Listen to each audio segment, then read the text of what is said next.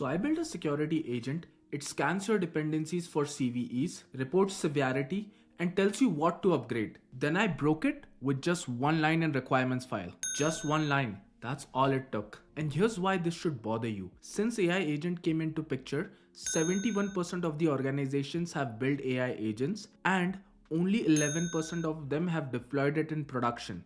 That's a massive gap. And when you talk to the team stuck in that gap, security and architecture comes up every single time. Every agent framework tutorial teaches you how to call tools, but none of them show you what happens when the tool call itself is compromised, when the data your agent reads has been poisoned, when the LLM blindly follows instruction that an attacker embed in the requirements file. I'm going to build a security agent with PydanticAI. It can do CVE lookup against a real database. Then I'm going to break it with a prompt injection attack through the agent's tool calling layer. And then I'm going to show you how to fix it. Just one architectural pattern that closes the door. And the fix isn't just use a better model. Alright, clean state, new project directory, fresh virtual environment. I'm installing PydanticAI, the Anthropics SDK, HTTPX for API calls, and Pydantic. All version pinned, so this is reproducible for all. Here's our target, 3 packages. These are real packages with real CVEs. Flask 2.3.0 specifically has a CVE, which is a high severity session cookie vulnerability. This isn't a toy example. And now here's the agent. It's running Ollama locally, no API key needed, and the agent has just one tool. Check package vulnerability. It then hits the Google OSV API, which is free, no auth, and returns CVE data. And here's the part to pay attention to. Look at the return type of this tool function. It's a dictionary that returns anything, any key, any value, any shape. There's no schema, no validation. Whatever the tool returns, the agent trusts it. Let me show you what it looks like when it works. And there it is, Flask, high severity. The agent found it, it works, ship it, right? Not yet. Look what happens when the input is hostile. Look at the first line, that's it. That's the whole attack. It's sitting in the requirement file as a comment. Looks innocent if you're skimming. But when the agent reads this file, the comment goes straight into the prompt. Now, let's run this and see what the agent will do. Look at that, Flask.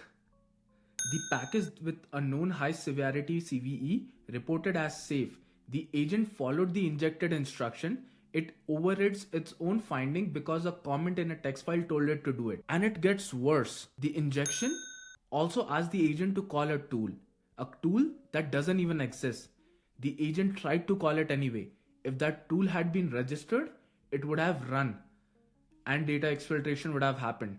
And all this just from the requirements file. This isn't a contrived attack. This is how indirect prompt injection work in the real world. The attacker doesn't need access to your agent. They just need to poison the data your agent reads. It could be a requirements file, readme, an API response, anything. The agent ingest becomes an attack vector. Now, I want to be honest about something. Frontier models like Claude, GPT, Gemini, Grok would likely catch this basic injection, but that's exactly the point. You don't build security hoping your model is smart enough. You enforce it at the architectural layer, so it doesn't matter which model is behind it. Alright, here's the hardened version. Same agent, same CVE lookup, same OSV API access, defense 1, package query. The input to the tool, the package name has a regex validator, which is alphanumeric, hyphens and underscores only. Anything with spaces, hash mark or injected instruction rejected before it even hits the API. Defense 2, vulnerability result. The output of the tool. Severity is a literal type. 5 values, critical, high, medium, low and none. That's the entire universe of acceptable answers. Safe is not on that list. Defense 3, security report. The final output schema on the agent itself. The LLM must return data that fits this exact shape.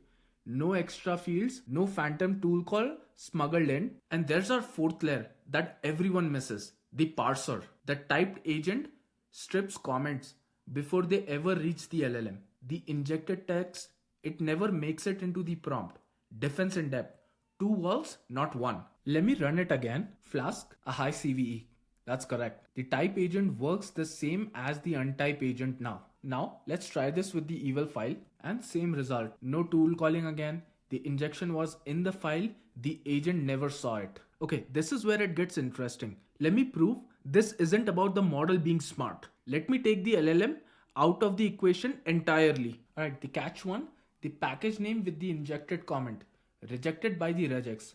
No LLM involved. Catch 2, severity safe, not in the literal, rejected by the Pydantic. No LLM involved. All valid data passes through just fine. This is deterministic, no model, no temperature, and this will work every time. And this is why it matters. The schemaless tool call is an ejection vector. When your agent tool returns dictionary with anything, you're actually trusting the LLM to police itself. You're hoping the model won't follow malicious instructions embedded in the data it reads. That's actually not security, that's optimism. Type safety is your first line of defense. 3 things. Number 1, validate inputs with Pydantic schemas, regex on package names, and version format checks. Number 2, constraint output with literal types. The severity can only be of 5 values. There is no room for safe to sneak in. Third, enforce output schema on agent itself. The LLM must confirm or the framework will reject it. And as I said before, none of this depends on which type of model you are using. Swap Claude for GPT, Llama, Mistral, Gemini, Grok, anything you want. The Pydantic schema enforces the same boundaries. Over here,